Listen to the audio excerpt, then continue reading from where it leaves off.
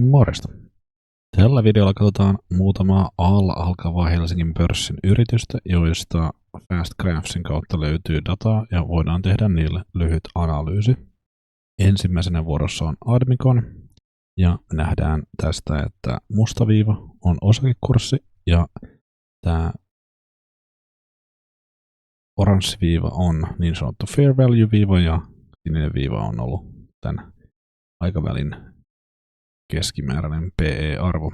Nähdään, että täällä aikaisempina vuosina Admico on ollut aika lailla yliarvostettu ja sitten se on palannut jopa aliarvostetuksi nykyisellä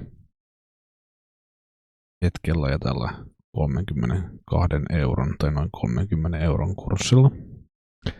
Tämän aikavälin kasvuvauhti 19% on ollut ihan hyvää kasvua ja me nähdään, että osakekohtaiset EPSit on nousseet. Tuossa on ollut pieni dippivuosi vuonna 2023 ja nyt seuraaville vuosille 2026, 7, 8 ennustetaan osakekohtaisen tuloksen nousua. Jos me mennään vähän lähempää tarkastelemaan, niin nähdään, että nousu jatkuisi vielä.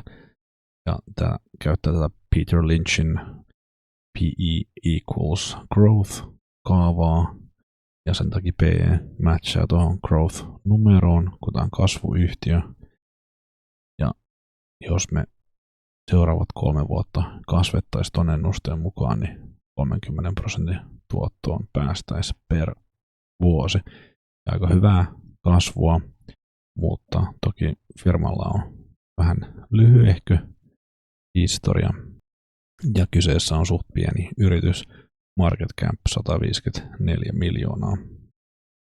Itse en omista tätä yritystä, enkä nytkään ajatellut siihen sijoittaa, mutta toki jos olet siitä kiinnostunut, niin teethän oman analyysin. Tämä ei ole sijoitussuositus. Mennään seuraavaksi Aspo-komppiin. Aspo-kompin osalta löytyy aika paljon kurssihistoriaa, mutta kesti tätä tarkasteltavaa dataa on ehkä vähän vähempi. Jos muutetaan vaikka tämä 10 vuoden aikajänne, niin täällä on mukana näitä tappiovuosia, että aika töyssystä on kyyti ollut. Mennään tähän vähän lyhyempään historiaan, niin täällä seuraaville vuosille ennustetaan kasvua, mutta toki pidän sitä ehkä vähän epävarmana, kun kyyti on tähän mennessä ollut niin töyssyysä, mutta jos se pääsisi tuohon kasvuun, mitä ennustetaan, niin 32% vuotuista tuottoa se lupaisi tuolla fair value-arviolla. En itse ole sijoittamassa Aspo-komppiin enkä sitä omista. Mennään vähän eteenpäin seuraavaan. Administer Oyj. Sillä on vähän lyhyempi historia. Tarjoaa taloushallinnon palveluita. Market cap on 34 miljoonaa, aika pieni yritys, mutta tämmöiseen niin kuin tulevaan kasvuun, kun sitä katsoo, niin näyttää ehkä jopa aavistuksen aliarvostetulta. Ja jos mennään tuolla normal PE-arviolla, niin pääsisi 17% tuottoa, mutta tuonne fair value arvoon antaisi 30% tuoton, jos nuo ennusteet toteutuu. Eli näyttää toki ihan lupaavalta, mutta ei ole sellainen firma, mihin itse ajattelin sijoittaa. Mennään seuraavaan. Täällä on Aktia Bank, mennään aika eri toimialaan. Ja toki selvästi isompi yritys, market cap reilu 900 miljoonaa. Hyvä historia. EPSit on ollut koko ajan positiivisia, toki tuolla on ollut laskuvuosia matkan varrella ja osingotkin on jätetty maksamatta tuossa vuonna 2020. Ja pientä kasvua ennustetaan, mutta vähän ehkä töyssyssä kyyti tuossa ollut viimeiset vuodet. Jos nyt katsoo tuota osakekurssia, niin koko ajan se on ollut alle tuon fair value-viivan, että ehkä toi normal PE, toi 11 on realistisempi arvostus, mitä siltä odottaa ja nyt se on jopa aavistuksen yli sen, joten siinä mielessä yliarvostettu tällä hetkellä ja kasvua ennustaa niin pientä, että 3% vuotuiseen tuottoon pääsisi tuolla. Toki toi nyt antoi PX vain 8 tuolla aikavälillä. Ja sitten taas jos mentäisiin tuonne Fair Value 15, niin antaisi hyvän 21% tuoton, mutta on ehkä vähän epärealistinen, kun se on suht harvoin ollut noissa arvostusluvuissa. En itse omista aktiaa, enkä ajatellut siihen myöskään nyt sijoittaa. Mennään eteenpäin. Tuolla on Alma Media. Taas aika eri toimiala, 1 miljardin market cap. Ja pyörinyt P-luku tuolla keskimäärin 16 ja näyttää aavistuksen yliarvostetulta nyt.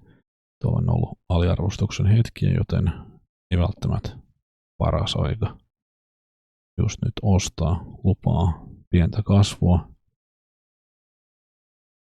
Ja jos toi keskimääräinen PE säilyy, niin 12% vuotuista tuottoa ei ehkä itseäni houkutteleva toimiala. Ja en ole siihen itse nyt sijoittamassa. Seuraava alla alkava on Apetit Oy, taas aika erilainen toimiala. Vaan 87 miljoonaa market cap, eli aika pienestä yrityksestä puhutaan.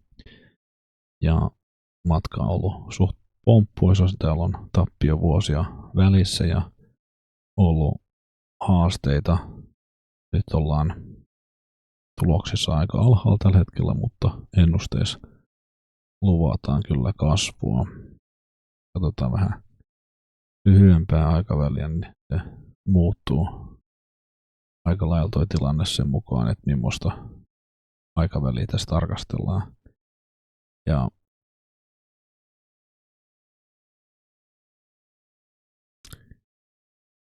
ehkä ei tämäkään varmaan, tästä on ehkä nyt vähän vaikea löytää sellaista aikaväliä, mikä olisi antaa realistisen kuvan.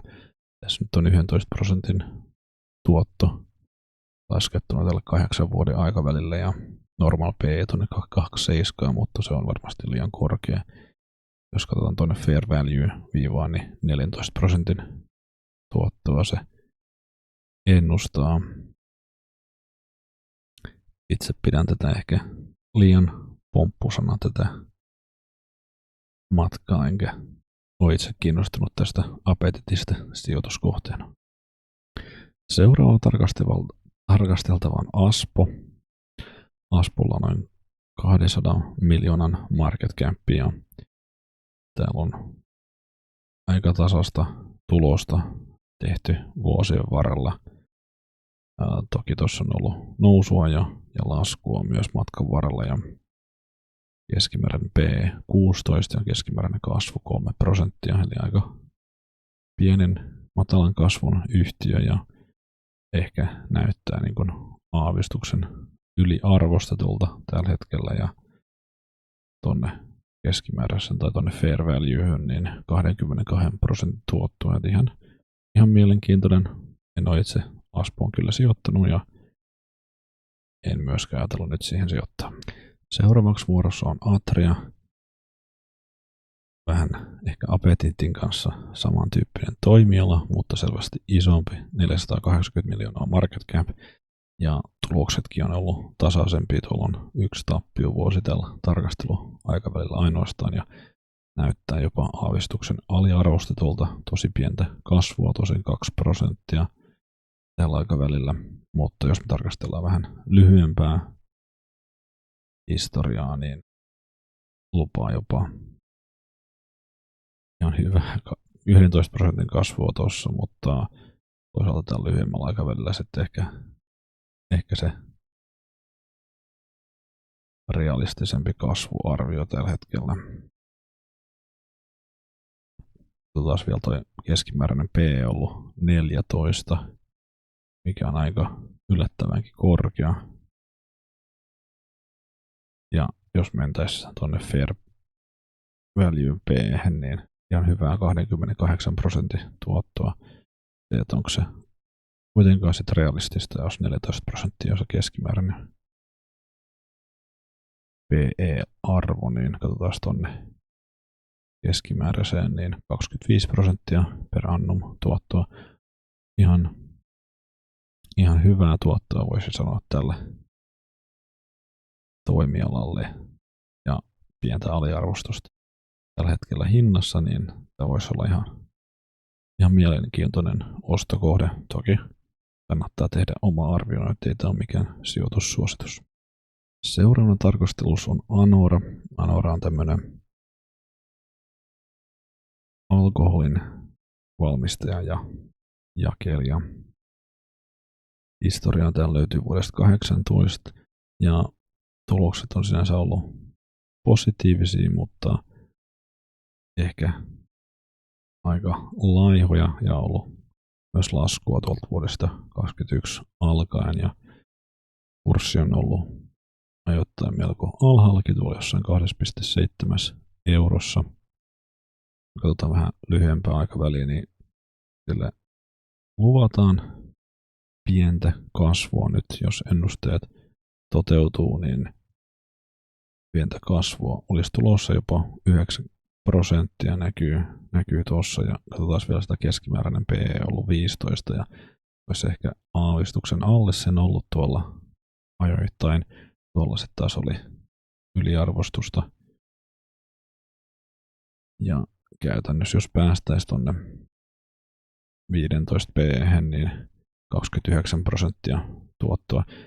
Itse omistan vähän Anoraa ja ehkä on ostanut sitä myös liian aikaisin. Tuolla on ollut parempiakin hetkiä ostaa Anoraa ja ehkä tuolla 2,7 euron kieppeillä se on ollutkin ihan hyvä ostos. Nykyinen 3,8 euroa, niin toki antaisi edelleen hyvän 29% tuoton, jos nuo ennusteet toteutuu. Tämä ei myöskään ollut mikään sijoitussuositus, joten kannattaa tehdä oma selvitys, mutta näistä alla alkavista Helsingin pörssiyrityksistä Anora ja Atria näytti tällä hetkellä kaikkein kiinnostavimmilta. Jos tykkäsit videosta, anna sille peukkua. Kiitos kun katsoit.